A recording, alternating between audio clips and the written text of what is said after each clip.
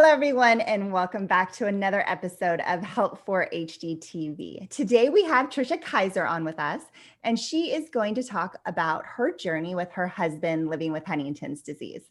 So, Trisha, let's start by telling us, how does Huntington's disease impact your life? That's a tough question because where do you even begin? I would think, for starters, I guess you could say it's impacted my life to the extreme by I was once a stay-at-home mom, and now my husband stays home, and now I'm working, and we have an 11-year-old who, for the first decade, was used to mom being home, and now it's dad being home. And then not only that, but dad is sick. So there's a lot of confusion as to what's going on for him, and ended up selling our other home, which was the home he always lived in, our son, and purchasing a bigger home. I had my adult son move in with me so that he could help with a few things. So he has a new school, he has a new house. Mom is working now, dad is home and continuing to decline, and that's a little confusing for him. In the process, he changed his name to his middle name. So he just decided to take that on, but that is his dad's name. So I think maybe there's a link there. I think the biggest impact for me right now is just trying to navigate everything. So there's been a lot of changes over the last few years with you and your family, Tricia. So thank you for sharing that. Can we just talk a little bit about when you first noticed your husband's involuntary movements? I would say, looking back, it was always there, but I didn't know that's what it was. When I first met him, I always noticed a little twitch with his shoulder, his right shoulder. Even when we found out that his mom had Huntington's disease, she was tested, as she would tested positive July of 2012. He tested positive in November, but in between July and November, I still didn't think that he had Huntington's disease. I still didn't associate that movement. Once he tested positive, that's when I started doing a little bit more research. And that's when I just started noticing more things. And I started questioning, had that always been there and I just never noticed it?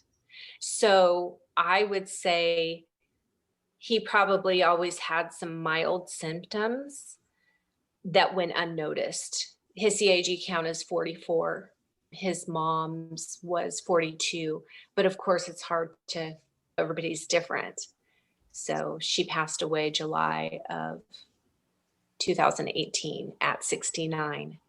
And he is already where she was not that long ago. So he's going much quicker. So that's a little hard to take because I wasn't expecting that.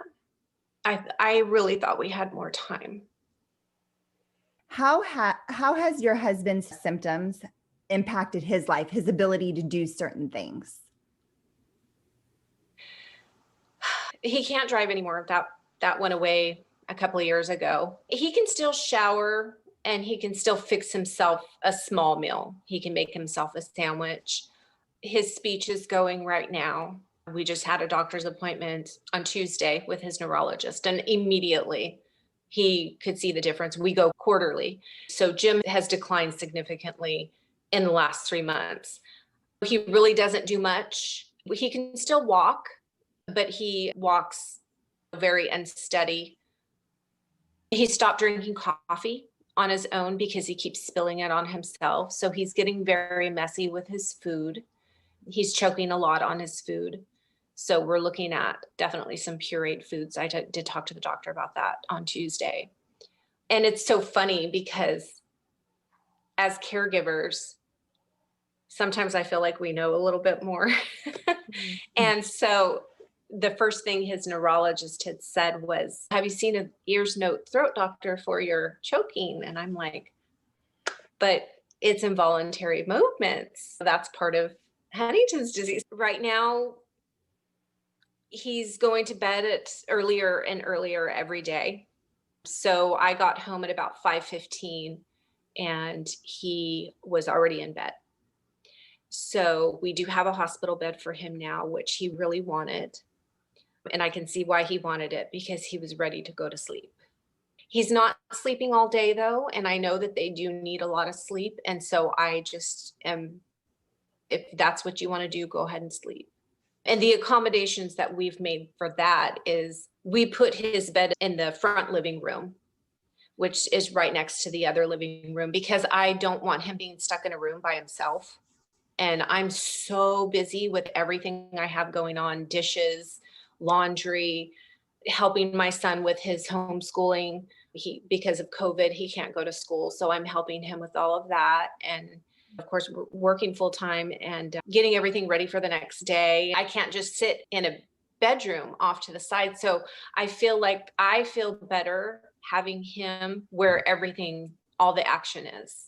And that's one of the accommodations that we did, was we gave up that extra living room. So we gave him that so he can have a better view and just feel like he's a part of what's going on with the whole house. So along with the accommodations that you guys have made with your husband sleeping in a living room space, which is awesome, keeping him involved in kind of everyone's daily lives, are there other accommodations that you have found or made that have helped your husband as the symptoms of HD have worsened?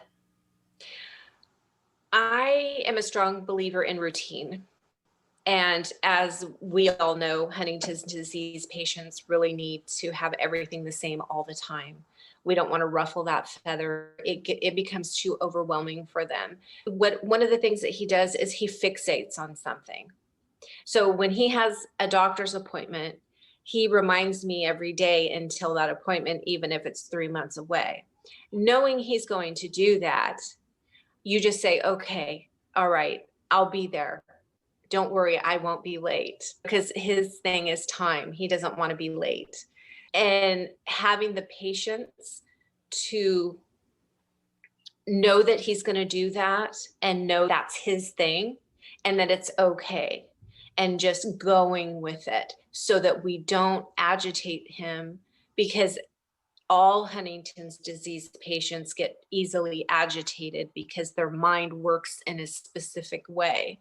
And so just keeping things the same, letting him know it's okay.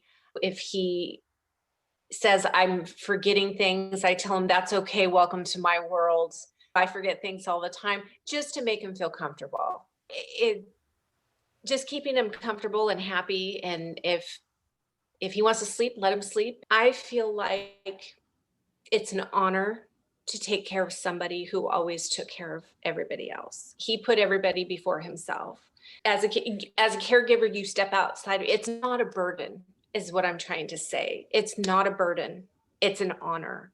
And I think if people change their mindset, then they will live happier in their situation. Not that it's a wonderful thing or it's a great thing, but you have to make the best of what you have.